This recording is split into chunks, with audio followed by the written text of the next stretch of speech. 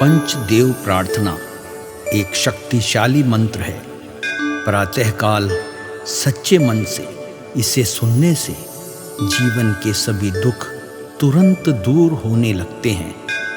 पंचदेव प्रार्थना को प्रतिदिन सुनने से जीवन के असंभव कार्य भी संभव हो जाते हैं। तो आइए सुनते हैं यह पंचदेव प्रार्थना। गजाननं भूतगणादिसेवितं कपित्थजम्बूफलचारुभक्षणम् उमासुतं शोकविनाशकारकं नमामि विघ्नेश्वर पादपङ्कजम्। कर्पूरगौरं करुणावतारं संसारसारं भुजगेन्द्रहारं सदा वसन्तं हृदयारविन्दे भवं भवानी सहितं नमामि। शान्ताकारं भुजगशयनं पद्मनाभं सुरेशं विश्वाधारं गगनसदृशं मेघवर्णं शुभांगं लक्ष्मीकान्तं कमलनयनं योगिभिर्ध्यानगम्यं वन्दे विष्णु भवभयहरं सर्वलोकैकनाथम्।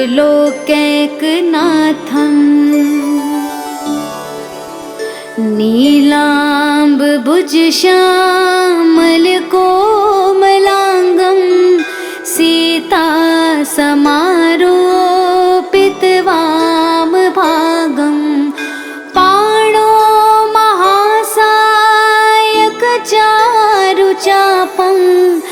नमामि रामं रघुवंशनाथम्। मनोजवं मारुततुल्यवेगं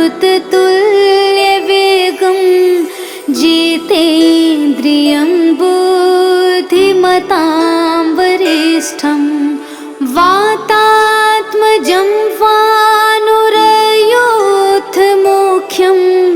श्रीरामदूतं शरणं प्रपद्ये। करारविन्देन पादारविन्दं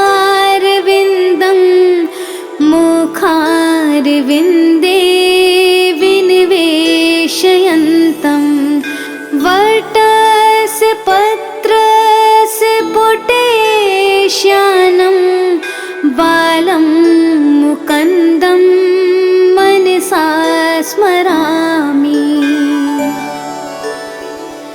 या देवी सर्वभूतेषु शक्तिरूपेण संस्थिता नमस्तस्यै नमस्तस्यै नमस्तस्यै नमो नमः।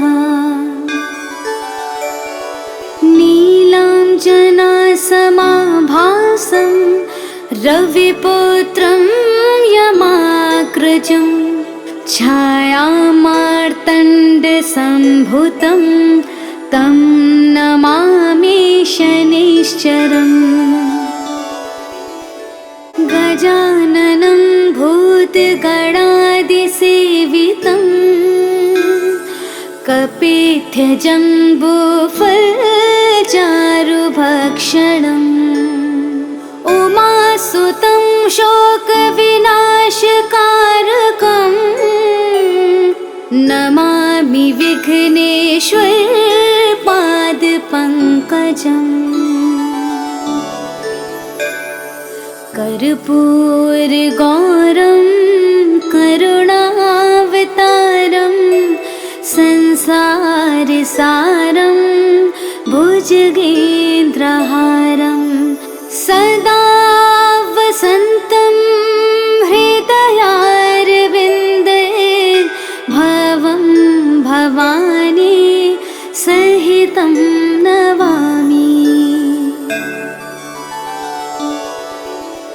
शान्ताकारं भुजगशयनं पद्मनाभं सुरेशं विश्वाधारं गगनसदृशं मेघवर्णं शुभांगं लक्ष्मीकान्तं कमलनयनं योगिभिर्ध्यानगम्यं वन्दे विष्णु भवभयहरं सर्वलोकैकनाथम्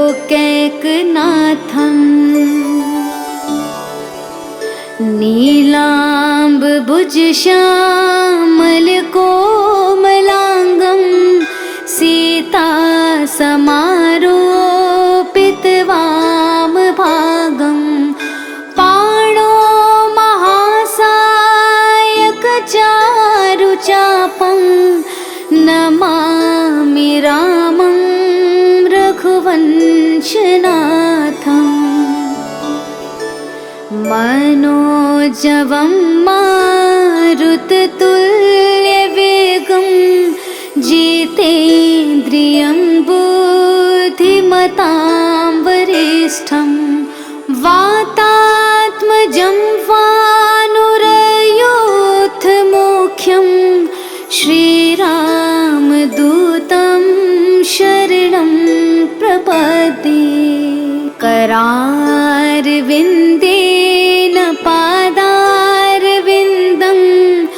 मुखारविन्दे विनिवेशयन्तं वटस्य पत्रस्य पुटेश्यानं बालं मुकुन्दं मनसा स्मरामि। या देवी सर्वभूतेषु शक्तिरूपेण संस्थिता नमस्तस्यै नमस्तस्यै नमस्तस्यै नमो नमः।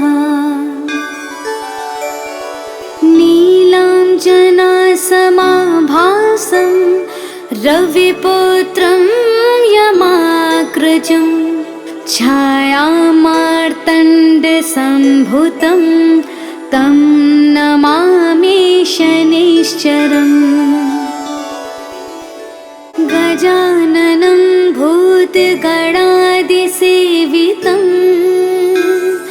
कपित्थजम्बूफलचारुभक्षणम् उमासुतं शोकविनाशकारकं नमामि विघ्नेश्वर पादपङ्कजम् कर्पूरगौरं करुणावतारं संसारसारं भुजगेन्द्रहारं सदा वसन्तं हृदयारविन्दे भवं भवानी सहितं नमामि।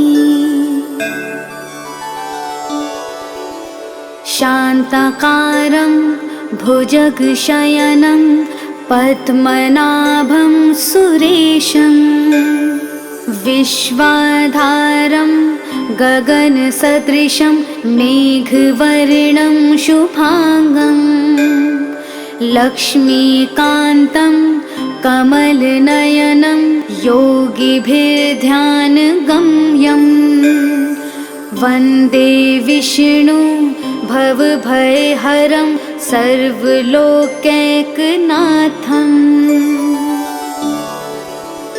नीलाम्बुजश्यामलकोमलाङ्गं सीतासमारोपितवामभागं पाणो महासायकचारुचापं नमामि रामं रघुवंशनाथम् मनोजवं मारुततुल्यवेगं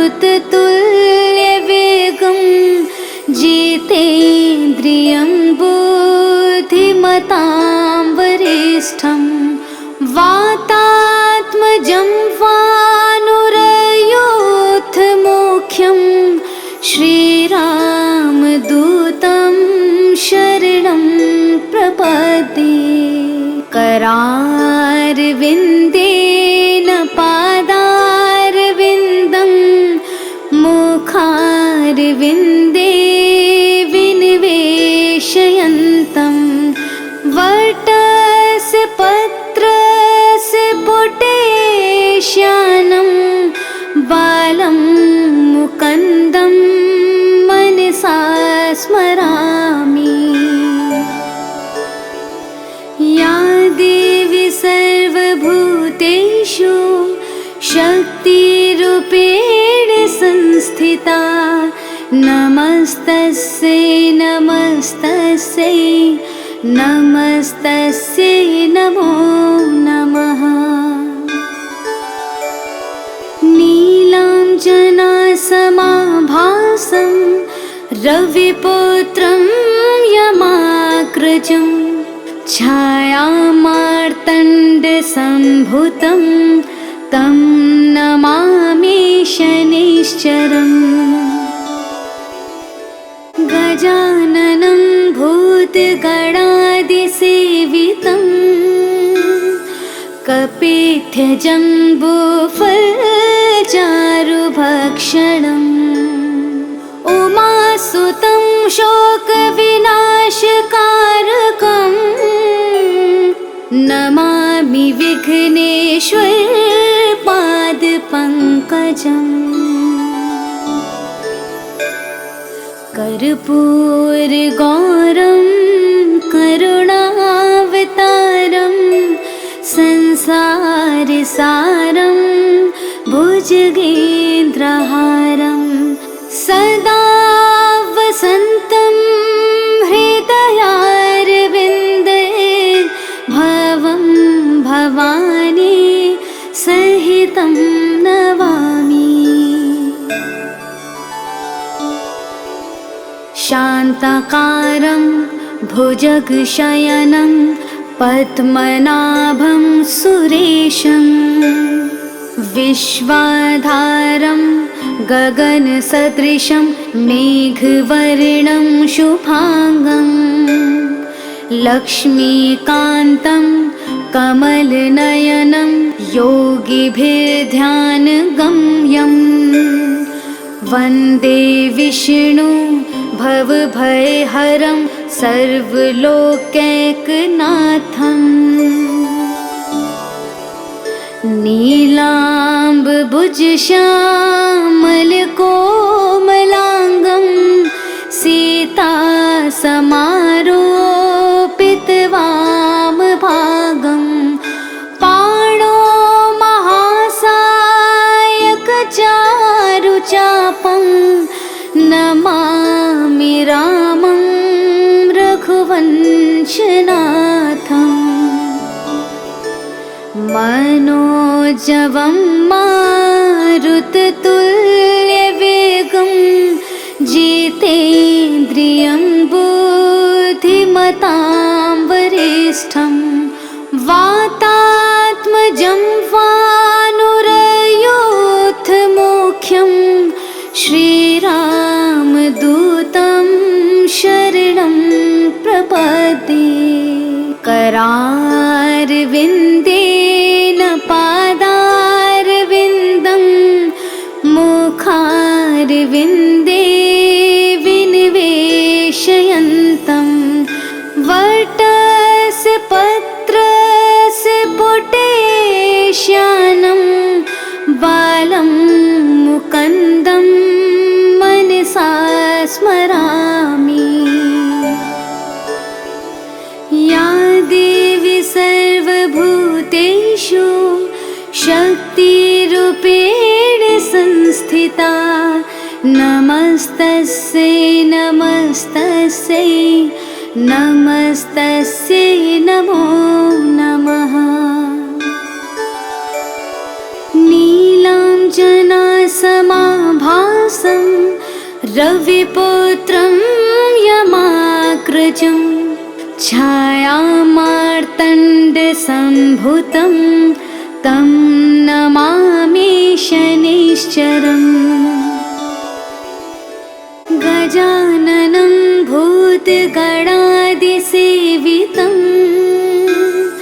कपित्थजम्बूफलचारुभक्षणम्।